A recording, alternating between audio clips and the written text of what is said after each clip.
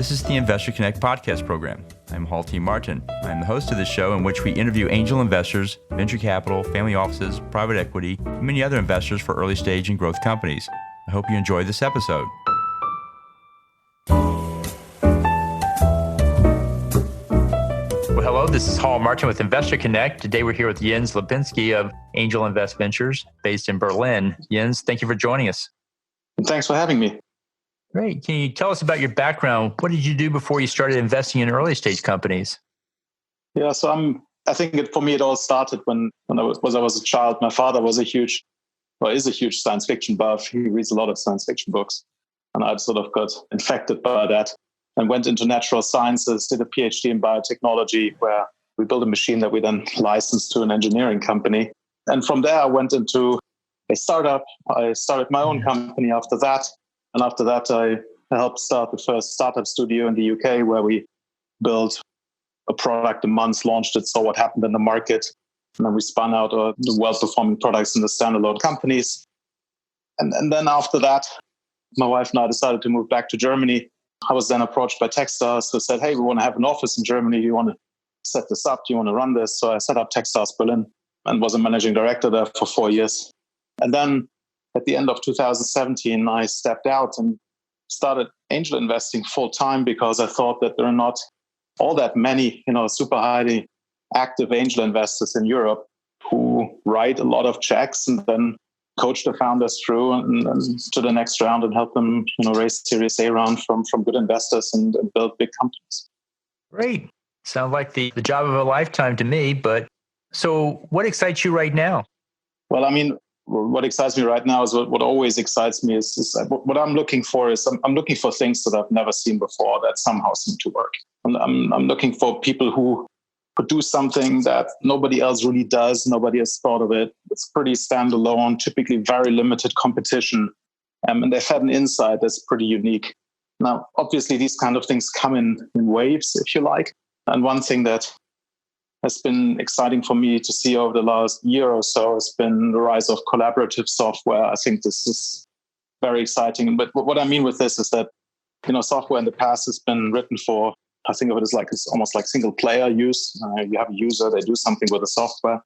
And now software is being rethought and re-architected so that teams and groups of people within a company or across departments or even across companies can collaborate very effectively with each other. So I've made 4 investments like this over the last 9 months now. And I'm about to make a 5th. And I think that's a pretty exciting trend. Well, it's great. Well, you deal with a lot of investors and a lot of startups. What's your advice for people investing in startups? What do you tell them to do before they write that first check? You mean before an angel investor writes their first angel check into a startup? That's right. If it's your first ever angel check that you write, I would assume you're probably not going to, but one of 2 things tends to happen. Either you're extremely lucky and you invest in a hugely successful company, or you lose all your money. I think don't invest money that you can't afford to lose.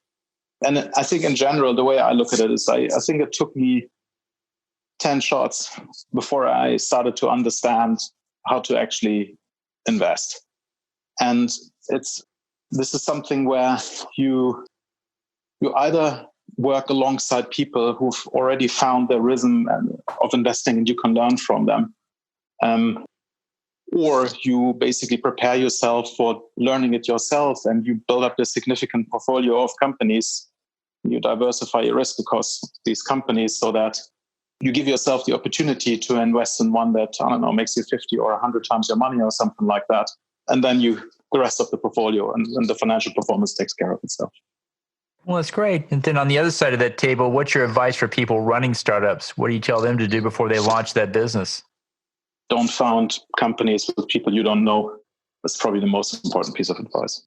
I think when I look at teams, my working hypothesis around this is that I think teams always fight in the months, sort of say 6 to 9 after people have come together. And then they have disagreements and they either have a mode of working through the disagreements and they come together as a team or they don't. And this is the breakup risk is quite significant. And I think when you co-found with somebody, you should be aware of this and just ideally make sure that you really have the ability to work very closely with somebody else, and then obviously also do that for many years to come. That's a good point. The team, and especially the team dynamic, is all important in a startup. Yeah, it's huge. So let's talk about the state of investing in startups. How do you see the industry evolving today, and what changes do you see coming up? Of course, we're coming through a transition now from one to the next as far as market cycles, but what do you see coming up? Yeah, I mean, right now we're obviously in the midst of the COVID crisis, and it's a watershed moment for many reasons. But I mean, so what's happening right now is that, at least in Europe, is that it's obviously significantly more difficult to raise capital because for early stage founders, because many of the angel investors are not investing right now. So there's a significant pullback. And, this is not so good for founders looking to raise. It's beneficial for people who are active in the market, like me. I committed to 5 investments this month, which is about 3 times my normal pace, just because there's so many high quality founding teams out there building startups that I get to see because they find me because I'm active. So for me, I have great fun. I would actually encourage angel investors to try and not be so fearful when everybody else is fearful and you are not, and you invest counter-cyclically. Those are the best times. So I actually think 2020 might well turn out to be a golden year for new investments. It might be a golden vintage year, if you like. So that's sort of one thing. I think the other thing that we're seeing is corporate venture capital. Many of the corporate venture capital firms have pressed the pause button, and I'm quite uncertain. I mean, some have not, but many have. And I'm quite uncertain how many of these pause buttons are going to get unpaused or how long that's going to take. And if you think that's about half of, I think it's about half of the Series A contributions in the US comes from corporate venture capital, right? So it's a significant reduction of the amount of dollars that are going to flow into startups over the next few years. And then it's very practically, I mean, in Europe, most of the VCs are in London. If you're not in London and you can't fly there, which you can't right now, then it's very, very difficult to actually raise capital. So later stage rounds and so forth in Europe, many of them are very, very impractical to close right now. So that's sort of what's happening in the market. And it will return back to normal. We don't know how long it's going to take. It's going to take a quarter, it might take 2. And some of these effects might take many years before they return to current levels. So I think this is sort of what I'm seeing, and my expectation is that it's going to improve, but it's going to take years before we return to a similar fundraising or investment situation as we've had 3 months ago, 6 months ago. Right. It seems like we're starting a new generation, a new cycle, and it always takes time to get it up and running for sure. But we had a 12-year bull run last cycle, so it's time for a new one. But let's talk about your venture fund there. What is your investment thesis for it, and what startups fit that thesis? So it started because when I was at Techstars, one of my colleagues sent me a spreadsheet where they had captured angel investors across Europe, and there were thousands of people on that list. But most of them I would characterize as the occasional angel. Oh, I know somebody I like, I'm going to write them a check, which is fine. I think there were about 4,500 people on that list. And, they had counted how many investments they've seen them make over the last 2 years or so. And then they had ranked them by activity count. And what just struck me was the thought that if you write 10 to 20 checks a year in Europe as an angel investor, that puts you in the top 10 most active angel investors right away. And I just thought, this is incredible. I never consciously, although I'd been investing in the industry for 6 years at that point, it never been that clear to me that the number of highly active angels in Europe was actually as small as it is. And I started thinking about why this is, and I thought this is actually the reason. My conclusion was that the reason why this is that everybody who started off like this, who turned out to have a hand for it, graduated and became a venture capitalist and raised a big fund and started writing seed round checks or Series A or Series B checks and so forth. But the ecosystem in Europe actually hadn't been developed enough 5 years ago, 10 years ago to support highly active angel investors. Or the opportunity always was to basically raise more capital and build a bigger fund. My thesis is quite simple, that the ecosystem is now absolutely developed enough. And now in the development of the ecosystem in Europe at the point where we were in the US, say 10, maybe 15 years ago. And there is now space in the market for people who are angel investors, and they do not stage drift. They don't become seed investors. They don't become Series A investors. They may stay angel investors, and they do that for many, many, many years, build up significant portfolios with significant network effects in them. And if you then coach founders through, help them make fewer mistakes, connect to the right kind of people, and build great companies, then this is probably a very rewarding activity. So that's basically the thesis behind angel investment. Well, that's great. And so are there particular startups that you look for, and what's your criteria for investing in a startup? For example, do they need to have revenue? No, they don't. What I'm looking for are people really who, obviously I'm looking for the things that everybody's looking for, right? I'm looking for strong teams and attacking interesting markets and so forth. But I think what I really want to understand is I want to understand what the founders have understood that really other people haven't seen in this way or haven't figured out. So if they haven't got a product that other people are using, basically want to see something where they said, look, everybody thinks about the world like this. We actually see it differently. We see it like this. And we think there is an opportunity to build a really great company if you do it really differently. And we've got some initial proof point that this is probably true. And this doesn't have to be revenue. It can be, interviews with potential customers. It can be letters of intent. It can be initial usage numbers around some consumer product or something like that. So that's sort of, for me, these companies that could actually create new categories. That's really what I'm looking for. And I'm looking for the spark that founders have that has led them to come up with a really different view on the world. Great. Well, so aside from fundraising, what are the challenges that you see for your startups that they face? I know fundraising is a difficult time and everybody has that challenge, but beyond that, you find it's a regulatory or market or technical challenge that most of your startups are dealing with? I think all of the founders have to deal with very similar problems. And if they've actually set up their companies right, meaning they have a team that works, they're addressing a large market, they have a customers want what they have, limited competition, scalable model, the thing is fundable. If the basics are there, then the things that founders then have to work through is always the same thing. I think it starts off with what kind of milestones am I trying to hit over the next 3, 6, 9 months? Why are those the right milestones? And how am I going to try and hit them? And how am I going to measure that? Then there's customer development, there is product development, managing your cash. I think many first-time, particularly technical founders, well, actually not so much, let's just say first-time founders, struggle with building high-performing teams. So it's this, how do I recruit people? How do I form teams? How do I generate the right kind of work ethic or spirit in the team? And then, and then the last thing is fundraising. So I think apart from unusual events that some founders experience around, my co-founder is sick, for example, or something like that, or I'm sick, but those 6 things are always the same. So all the questions, all the problem fields are always the same. And the way in which founders successfully work themselves through those problems are very, very similar. The answers are always completely different. Right? So it's like, how do I build this product? I have no idea, but I know how to. But I know how to figure it out, right?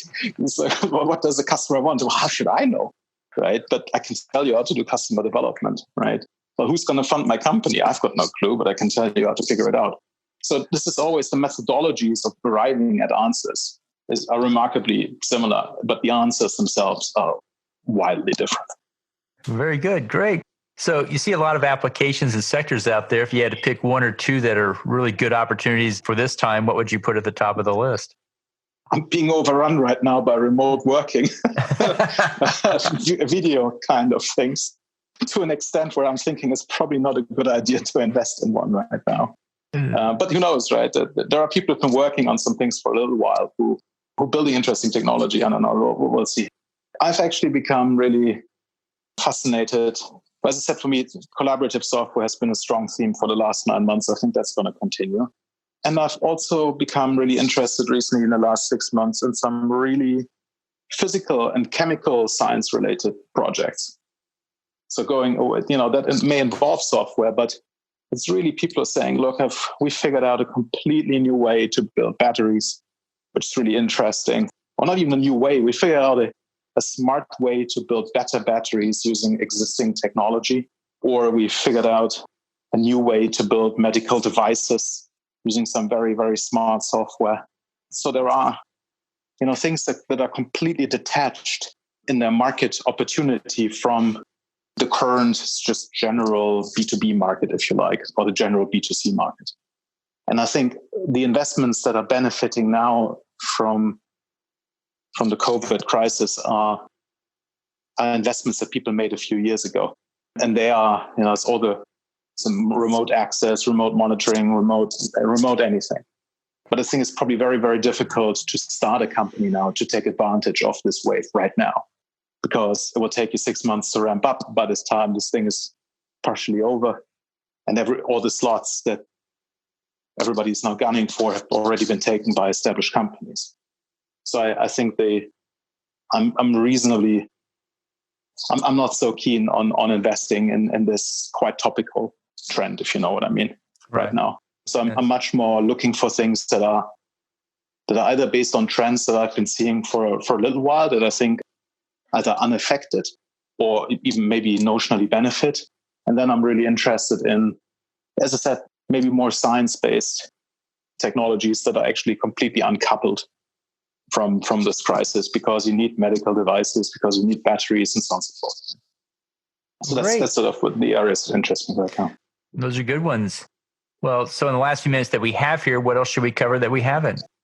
I think maybe it's interesting to talk about sort of the increase of, I think the European investment ecosystem, certainly sort of the Berlin, London, Nordics, and many other countries in Europe, that investment ecosystem is starting to grow together into one ecosystem.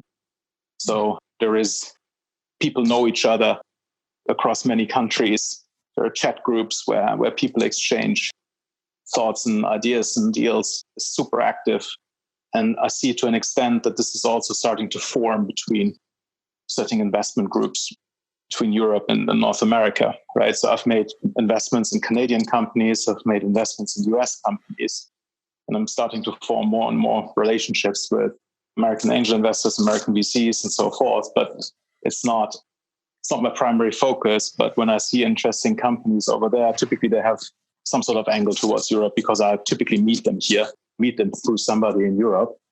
But I find it interesting how through digital, like this interview that we're doing now, the communication technology basically enables us to make all of these investments together across many countries. And I find that really fascinating. And I'll actually like doing that. So I have a very, very geographically diversified investment approach, which puzzles many people, because they assume, you're based in Berlin, you must know all the deals in Berlin. And why don't you just only invest in Berlin? And I say, well, if I see a great deal somewhere else, if I see an amazing founding team somewhere else and we build some really interesting technology, why should I not invest in that, right? So I find that's sort of an interesting macro trend that I think is going to intensify over the next few years. Very good. So how best for listeners to get back in touch with you? On LinkedIn, connect with me. If you're founders looking to fundraise, I read all PDFs that are emailed to me, and I respond very, very quickly. And either I say I'm not interested, or we'll have a 1-hour video call, and then we take it from there. Great. We'll put that in the show notes. I want to thank you for joining us today and hope to have you back for a follow-up soon. Thank you. Thanks, Mark. Investor Connect helps investors interested in startup funding. In this podcast series, experienced investors share their experience and advice. You can learn more at investorconnect.org.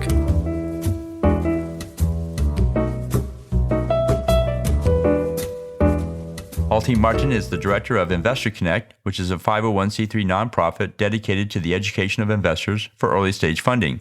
All opinions expressed by Hall and podcast guests are solely their own opinions and do not reflect the opinions of Investor Connect. This podcast is for informational purposes only and should not be relied upon for the basis of investment decisions.